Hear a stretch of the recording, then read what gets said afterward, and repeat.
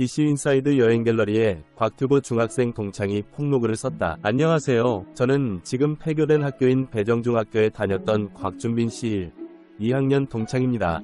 곽준빈 씨하고는 중학교 시절에 친하게 지내다가 고등학생 돼서는 학교가 달라서 좀 서먹해졌던 것 같고 대학 이후에 연락이 끊겼습니다. 곽준빈 씨 전화번호가 바뀌지 않았다면 아마 010-9xxx7198일 겁니다. 곽준빈 씨가 방송에서 하신 학교폭력 피해 주장, 그리고 이번 논란 모두 알고 있고 이에 대한 사실관계를 명확히 하기 위해 이 글을 쓰게 되었습니다. 먼저 곽준빈 씨가 모공각화증을 앓고 있다는 사실은 저도 매체를 통해 처음 접했었습니다. 그래도 8년 이상 연락해왔던 사람으로서 알아주지 못해 미안한 마음이 있었습니다. 안타깝게 생각하고 있습니다. 그러나 곽준빈 씨가 가난, 외모 때문에 학교폭력을 당했다는 주장에 대해서는 동의하기 어렵습니다. 제가 곽준빈 씨와 같은 고등학교를 다니진 않아서 초등학생 시절에 대해선 잘 모르지만 적어도 중학교 시절의 학교폭력에 대해선 곽준빈 씨에게도 책임이 있다고 생각합니다. 일단 곽준빈 씨가 가난해서 학교폭력을 당했다고 하셨는데 사실 그 지역이 애초에 뭐 잘 사는 지역도 아니었죠. 자기들은 얼마나 더 잘 산다고 조금 못하다고 따시키는 분위기는 절대 아니었습니다. 다만 이럴 수는 있습니다. 친구들이 집에 놀러가거나 어디 사는지 듣고서 좀 놀렸을 수는 있다고 생각하긴 합니다만 이게 주된 이유는 아니었습니다.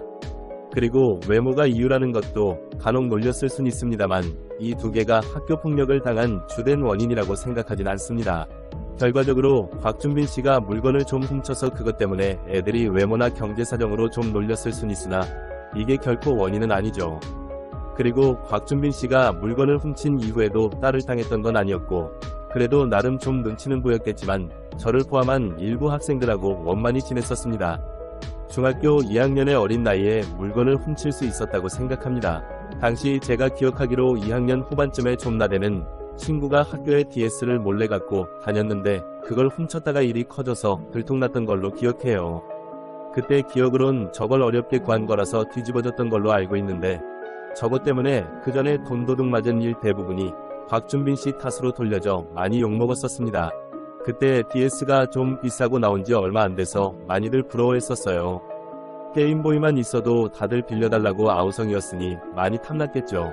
그래서 이걸로 곽준빈 씨를 책망하고 싶진 않습니다. 제가 지적하고 싶은 건 곽준빈 씨의 거짓말이고 솔직히 그 점에 대해서 인간적으로 많이 실망했습니다. 곽준빈 씨가 중학생 때 빵셔틀이었다고 하는데 금시초문입니다. 제가 중3 때 같은 반은 아니었지만 그래도 중학교 때는 친하게 지냈었는데 전혀 그런 적이 없었습니다.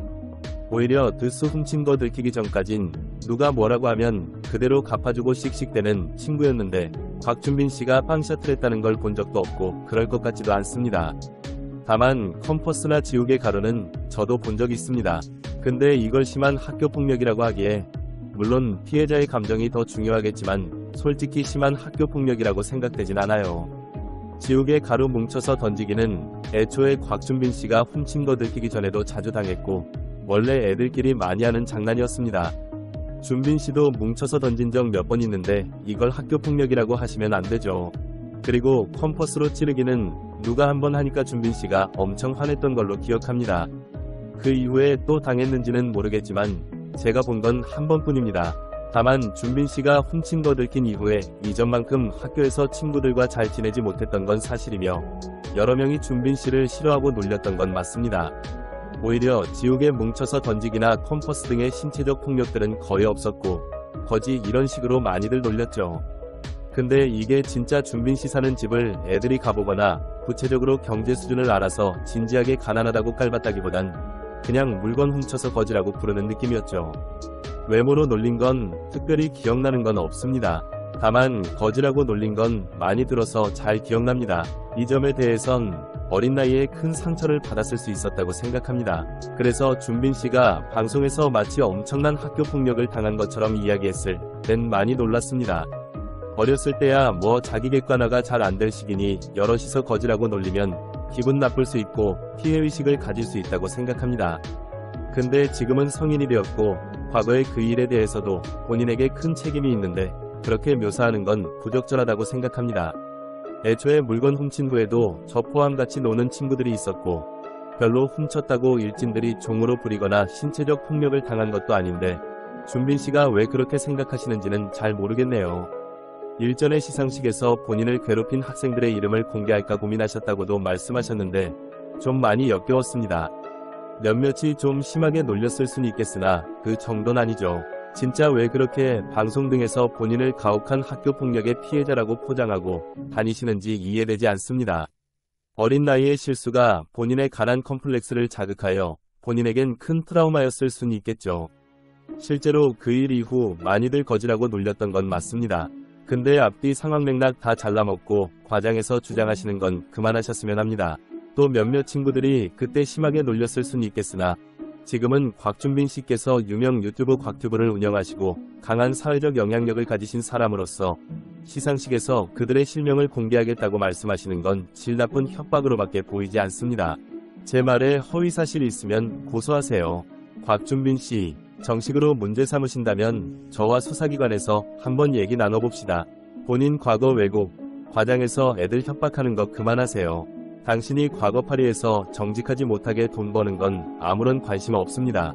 적어도 그렇게 얻은 영향력을 바탕으로 자신의 과거 반 친구들을 협박하시는 건 사람이 할 짓이 아니라고 생각합니다.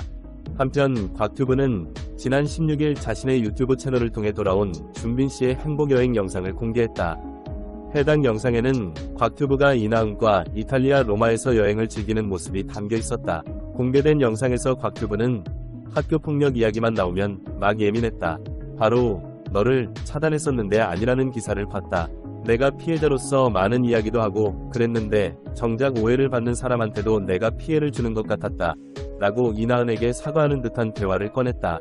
영상 공개 이후 논란이 계속되자 곽튜브는 이번 영상은 제가 깊이 생각하지 못하고 놓쳤던 부분들이 있었습니다. 제 개인적인 감정이 모두의 입장이 되지 않도록 깊이 생각하겠습니다. 라고 사과했다. 한편 유튜버 겸 방송인 곽튜브가 이나은과 이탈리아 여행을 가서 이나은을 옹호했다는 비판을 받는 가운데 최근 진행된 MBN 전현 무계획 시즌2 첫 촬영에 참여하지 않은 사실이 확인됐다. 총 2차 사과문까지 게시하였지만 민심 회복은 쉽지 않다. 이유는 논란이 있는 출연자를 두둔하고 이미지 세탁기까지 돌리려고 했다는 지적 때문이다. 교육부가 먼저 곽튜브를 앞세워 찍은 학폭 공익 광고 동영상을 자체 유튜브 채널에서 비공개 처리했다. 또 최근 진행된 MBN 전현 무계획 시즌2 첫 촬영에 곽튜브가 참여하지 않았다. 관계자에 따르면 곽튜브의 하차에 관해서도 정해진 바 없는 것으로 알려졌다. 또 한 누리꾼이 국민신문고에 오는 28일 2024 부산국제 트래블 페어에서 예정된 곽튜브의 여행 토크 콘서트 출연을 제고해달라는 민원을 올렸다.